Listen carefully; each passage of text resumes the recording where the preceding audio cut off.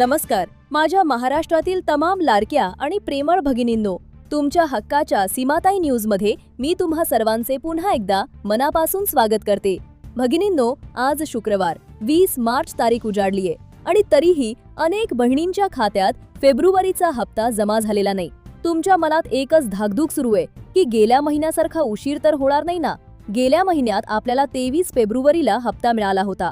मग या महिन्यातही 23 मार्चलाच पैसे येणार का? आजच्या या विशेष 3 मिनिटांच्या व्हिडिओमध्ये मी तुम्हाला फेब्रुवारीच्या हप्त्याची निश्चित तारीख आणि नक्की किती पैसे मिळणार याचे पूर्ण माहिती सांगणार आहे. बहिणींनो, तुम्हाला आठवत असेल की गेल्या महिन्यात म्हणजेच फेब्रुवारीत आपल्याला 23 तारखेला हप्ता मिळाला होता. सरकारची सध्याची कार्यपद्धती पाहता या महिन्यात सुद्धा 23 मार्च पर्यंत तुमच्या खात्यात हप्ता जमा होण्याची दाट शक्यता आहे. आज 20 तारीख आहे. पुढच्या 2 ते 3 दिवसात सरकार निधी वितरणाची प्रक्रिया पूर्ण करेल अशी आम्हाला पूर्ण उम्मीद आहे. त्यामुळे 23 मार्चचा दिवस तुमच्यासाठी खूप महत्त्वाचा ठरणार आहे. त्या दिवशी आपल्या बँक खात्याचा मेसेज नक्की चेक करा.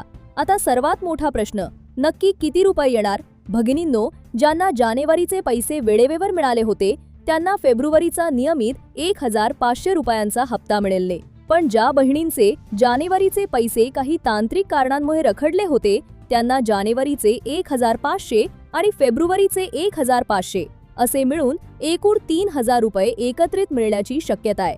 जर तुमचे दोन्ही हप्ते बाकी असतील तर या 23 मार्चला तुमच्या खात्यात मोठी रक्कम जमा होऊ शकते.